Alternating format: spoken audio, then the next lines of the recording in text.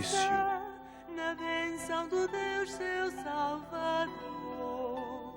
As histórias mais E bonitas. Abraão conduziu-os com fé, salvando o povo do Senhor. Numa longa caminhada agreste, eles seguiram com o profeta, cruzando desertos sem ter fim. E receberão dele como Esta é a história da criação do céu e da terra. a terra de Canaã, a terra de Canaã.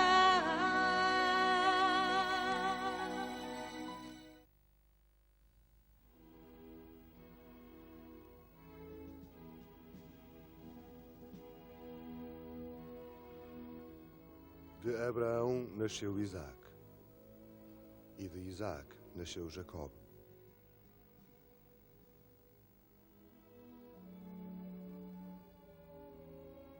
Jacob teve 12 filhos. Quando Isaac morreu, os seus filhos, Jacob e Esaú, levaram os despojos do pai e sepultaram-no na mesma gruta onde Abraão fora sepultado. Jacob conduziu então os seus 12 filhos para a terra de Canaã. O filho José era o mais querido de Jacob. Encontrava nele uma pureza e uma simplicidade que nenhum outro dos seus filhos manifestava. Mas eles não conseguiam entender esse sentimento e sentiam inveja.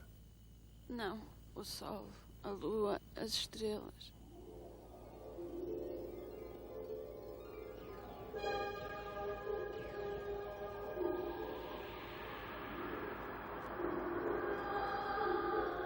Como estavas a sonhar? Sabe? Pai, vi o sol, a lua e as estrelas.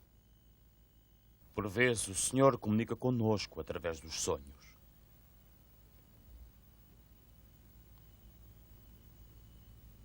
Agora José volta a dormir.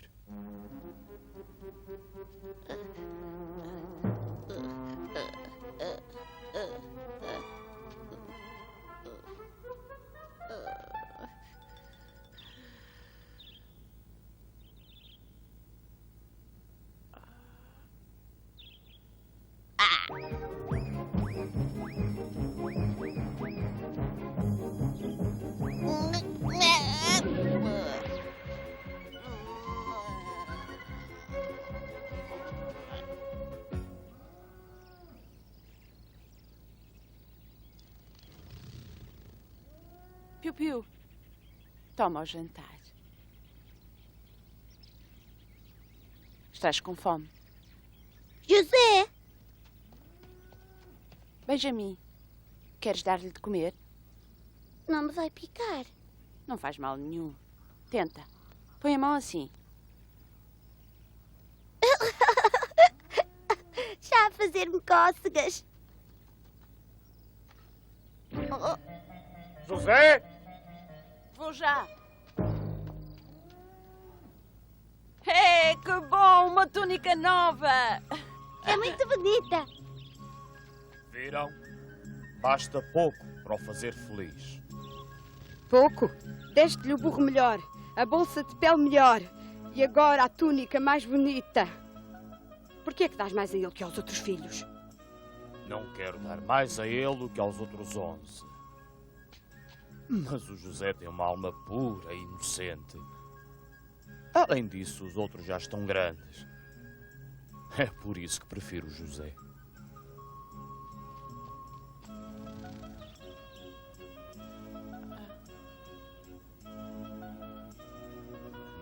Farei por si tudo o que me pedir.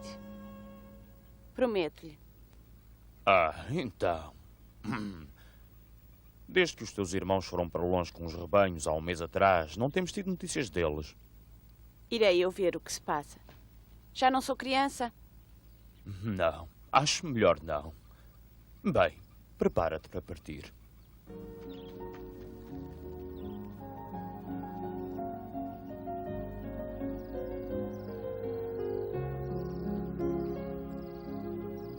Sê prudente, meu filho. Fique descansado. Irá correr tudo bem. Adeus. José, leva-me contigo. Benjamin, porta-te bem. Fica aqui. Não, eu também quero ir. Não chores, Benjamin. Vou voltar logo, vais ver. A sério? Vais voltar logo, José? É claro, eu não vou para muito longe.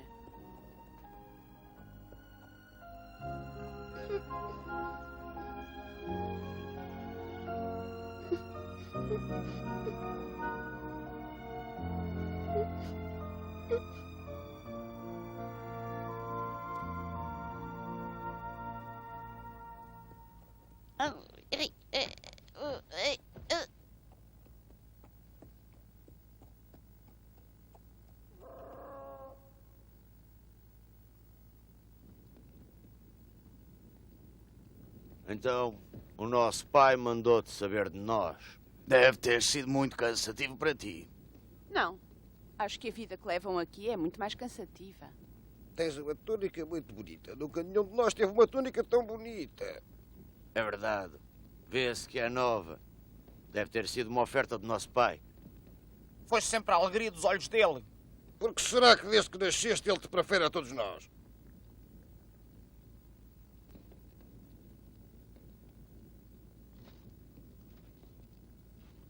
Sabem que tive outro sonho. E que sonho tiveste tu desta vez? Havia 12 feixes de trigo. Estávamos todos no campo a atar os feixes. Quando de repente o meu feixe se levantou e ficou de pé. Os vossos formaram um círculo em torno do meu e inclinaram-se diante dele. Disseste que os nossos feixes se inclinaram diante do teu? Sim, mas também sonhei com outras coisas ainda mais estranhas. Ouçam, num desses sonhos vi o sol, a lua e 11 estrelas que se inclinavam diante de mim. Era muito estranho. O sol é o pai e a lua a mãe. E as 11 estrelas somos nós, os irmãos dele.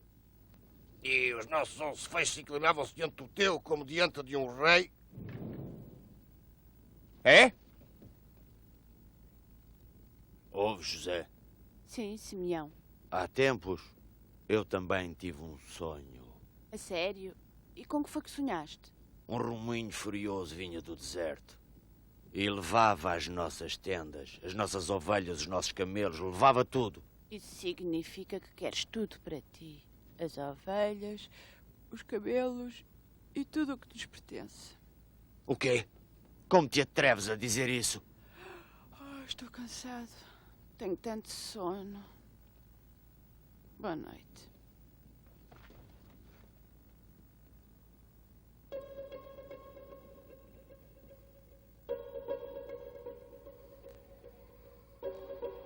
Está convencido que é o filho predileto do nosso pai. É demais. É, e do miúdo e já está convencido que é um rei e nós seus escravos. Quanto a mim, também julga que o nosso pai e a nossa mãe devem inclinar-se diante dele. Devia de ser bonito, irmãos. A herança da tribo ser-lhe legada por inteiro. Por certo que será assim. Temos de nos livrar dele.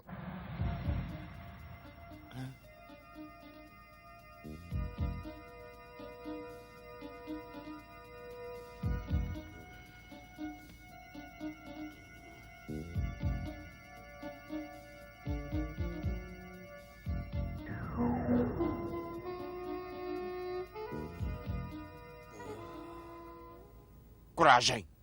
Não, não consigo. Nem se vai a perceber. Se assim o julgas, falo tu. Não, coquetel não. Vês, não é nada fácil. Simeão raciocina. Se fizermos somente um pequeno corte na túnica, perceber-se-á que foi assassinado.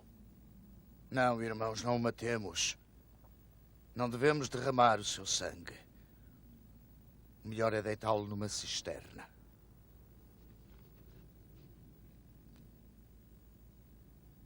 Está bem. Assim não usaremos o cutelo. Vamos derramar sangue de um animal sobre a sua túnica para pensarem que foi devorado por uma fera. Está bem.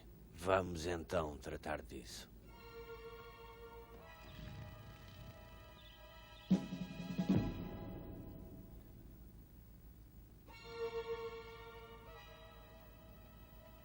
foi? Nada. O que estão a fazer? Ponham-me no chão! Ah!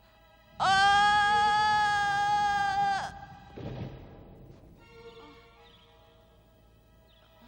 Socorro! Por favor, tenho medo!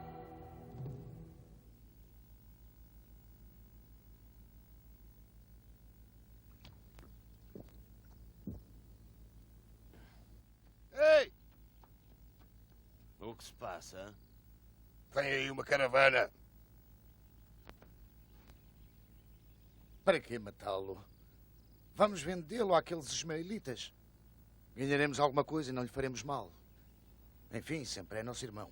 Não é uma má ideia. Pois não.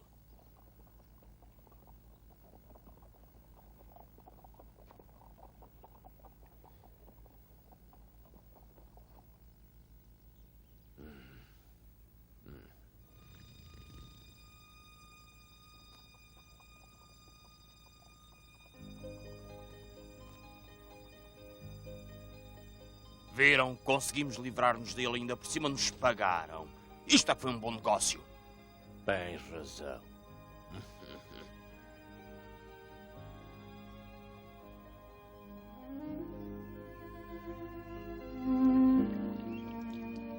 Não posso acreditar que os meus irmãos tenham feito semelhante coisa. Até tentaram matar-me. Rapaz, Hã? ainda não paraste de chorar? Agora tens de tratar dos camelos. Depois poderás vir comer.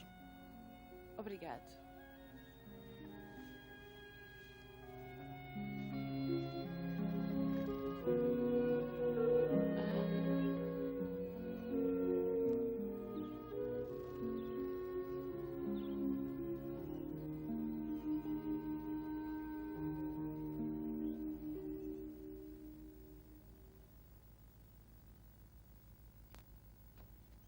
Meu senhor, salvaste-me a vida. Espero vir a ser um bom servidor para ti.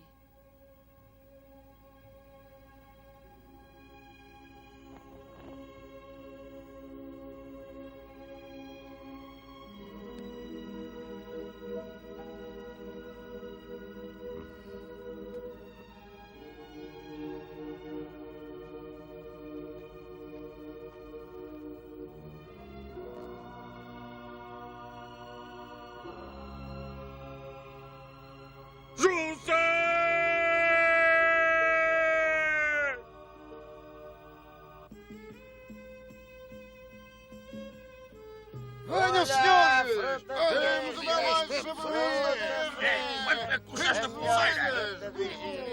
Os diletas de prata! É escolher à vontade, é o melhor Olha a fruta, temos tudo o que é preciso. Compre a pulseira. É aquele o palácio do poderoso faraó? Afastem-se! Afastem-se! Olhe, são burros gigantes. São cavalos, não são burros. Cavalos? São lindíssimos. Aquele homem é o capitão da guarda do palácio. Não deves nunca atravessar-te no seu caminho.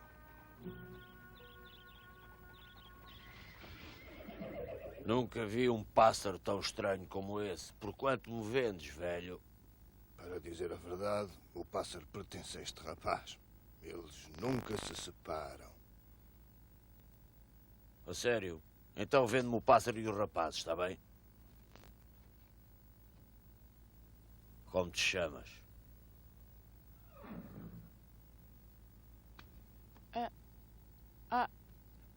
José, senhor.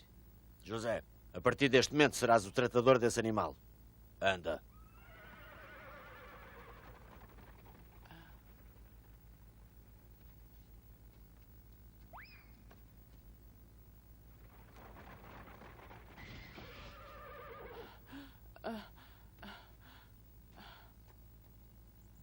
Infelizmente, a minha filha está doente. Há mais de um mês que não se levanta da cama. E há 3 dias atrás disse-me ter sonhado com um pássaro azul. Procurei em tantos lugares. mas nunca ninguém viu tal animal. Nem sequer sabem se existe. Um pássaro azul? É, queria tanto encontrar um para lhe dar, antes que ela morra. Não. Tenho a certeza de que a sua filha se vai curar. Hã? O que sabes tu sobre isso? Não passas de um escravo.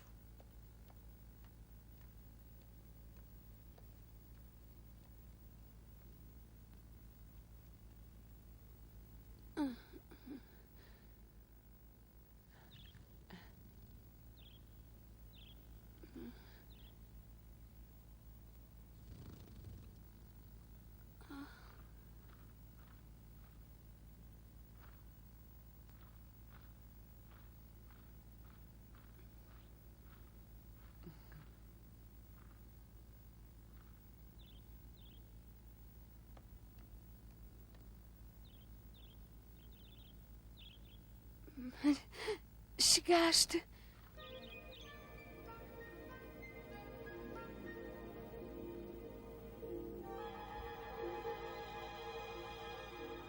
Yona. Yona!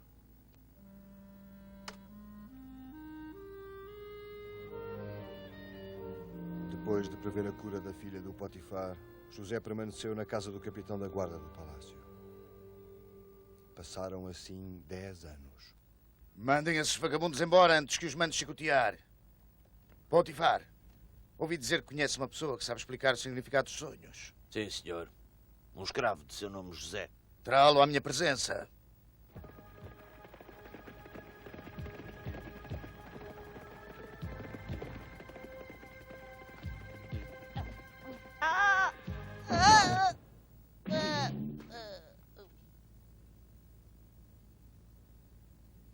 Fica de pé, mas não levantes o olhar quando te diriges ao faraó. José, ultimamente tive 2 sonhos. Mas ninguém soube explicar-me o significado deles. Se conseguires interpretá-los, recompensar-te-ei adequadamente. Ouve, José. Vou descrever-te os sonhos. Estava à beira do rio Nilo. De repente, 7 vacas gordas saíram da água e começaram a pastar nas margens.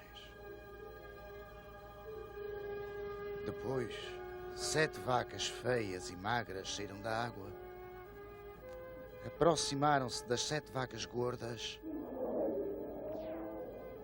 e devoraram-nas. Tive outro sonho ainda. 7 espigas de grão muito formosas cresciam na mesma haste. Depois, 7 espigas de grão chupadas e secas, que o vento de leste soprava, começaram a crescer e engoliram as primeiras 7 espigas de grão maduro. José, podes dizer-me o que significam estes meus sonhos?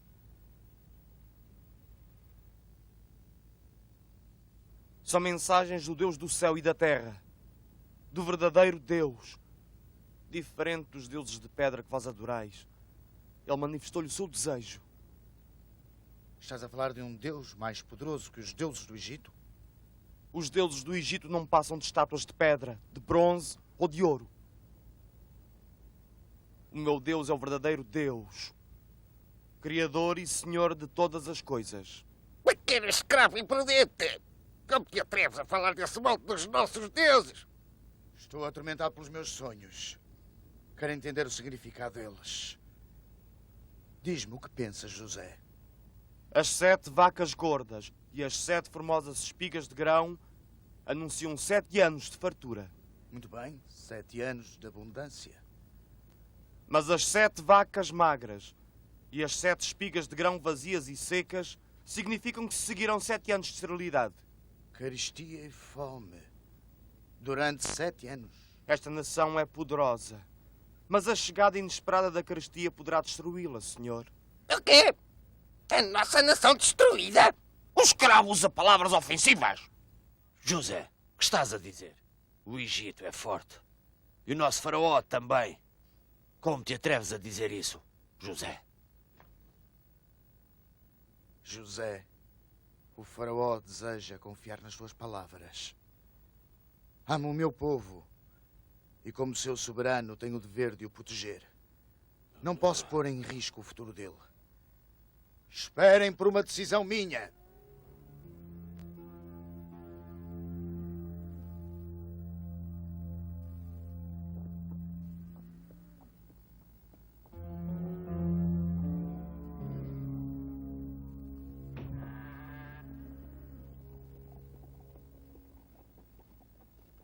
Tem notícias? Qual foi a decisão do faraó?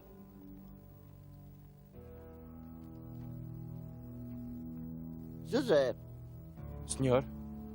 o faraó esperou que os deuses do Egito se pronunciassem, mas não obteve qualquer resposta. Por isso decidiu acreditar no teu Deus.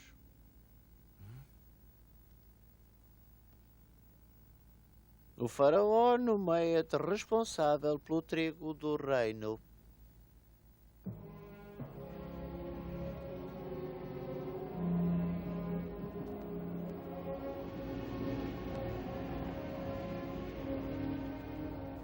De pequeno escravo hebreu a responsável pelo trigo de todo o Egito. Bela carreira. Mas que tal não te suba à cabeça? Se traís a confiança do faraó, se as tuas profecias não se concretizarem, será muito grave para ti. E não poderás mais contar com a minha ajuda. Doravante estás entregue a ti mesmo. Sim, senhor. Faz o melhor que puderes. Agora o Egito está nas tuas mãos.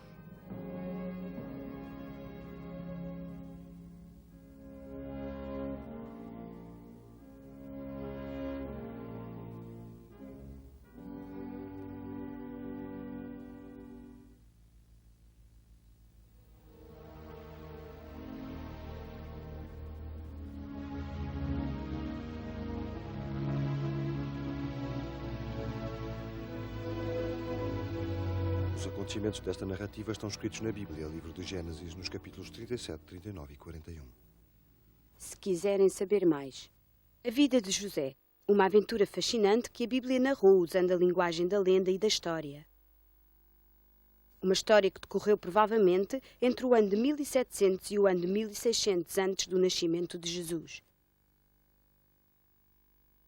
Durante muitos séculos, os avós contaram-na em torno da lareira dos vivos e muitas crianças hebraicas sonharam com o Egito longínquo e fabuloso, tal como ele se apresenta aos olhos do pequeno José, habituado à pobreza do acampamento. Nessa época, o reino egípcio tinha já 2000 anos, mas estava ainda no seu apogeu. Durante 1000 anos, a imponência da grandiosidade das pirâmides e o enigma da colossal esfinge brilhavam nas areias do deserto de Gizé, enquanto no resto do mundo os homens ainda tinham de aprender a construir uma casa de pedra ou de tijolo. Por que é que o Egito se torna um país tão rico e importante? O que tinha esse país a mais em relação aos outros povos? Talvez porque se situa nas margens de um grande rio, o Nilo. O Nilo percorre 6.671 longos quilómetros através do imenso deserto do Saara até desaguar no mar, no Mediterrâneo. Os últimos 1000 quilómetros são percorridos num imenso vale de rochas e areia. A 170 quilómetros da foz, divide-se em duas ramificações que formam um gigantesco triângulo, o delta. Este nome deve-se ao facto dos antigos terem associado a forma da maiúscula da quarta letra do alfabeto grego, que se escreve desta forma. Aquela região egípcia é muito curiosa. 1000 quilómetros de comprimento e apenas 20 de largura.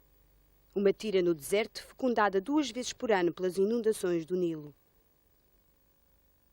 O rio transporta uma quantidade incalculável de um falo muito fértil, o limo.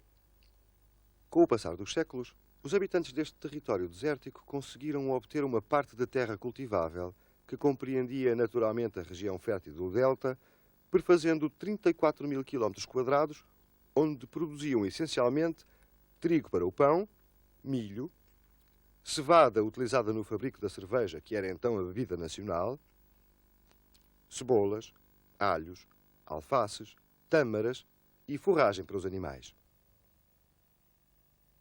Como é que sabemos todas estas coisas? Os antigos egípcios deixaram-nos testemunhos preciosos sobre a sua vida cotidiana, objetos, costumes, hábitos, atividades agrícolas como a cultura dos cereais, com todas as suas fases da plantação, da colheita e do tratamento. Sobre a vindima, a pesca e a caça. Um mundo rico e laborioso, onde a vida era, por certo, mais fácil do que em qualquer outra parte. Vivia-se bem no Egito e vivia-se em paz. A defesa natural constituída pelo deserto circundante fez com que os egípcios não necessitassem de cidades fortificadas e durante muitos séculos não sentiram sequer a necessidade de um exército permanente. No final do ano de 3100 a.C., o Egito era um reino unido e próspero, chefiado por um soberano denominado a partir da 18ª dinastia por volta do ano de 1500 a.C., Faraó. Uma curiosidade. A palavra deriva do termo egípcio PR, que os hebreus liam par-ó, e que significa literalmente casa grande, ou seja, palácio, a casa onde residia o soberano. Para exercer o seu poder, o faraó era assistido por dignatários e sábios por quem fazia interpretar os seus sonhos, tendo sido José um deles.